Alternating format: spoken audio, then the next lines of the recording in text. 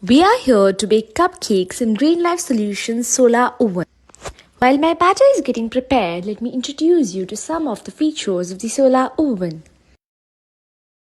The first feature is it is eco-friendly, and the second feature is that it is a one-time investment because once you purchase it, you do not have to spend on any fuel or electricity as it works on sunlight.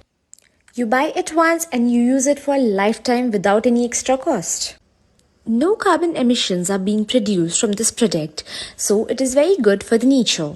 It is very important that I place the cupcake molds in an aluminium foil as it helps them in baking. Once you've placed them in the aluminium foil, open the solar oven and place the aluminium foil inside the oven and wait until your cupcakes are baked just by sunlight. Do not forget to adjust the oven according to sunlight as it will help your cupcakes get ready sooner.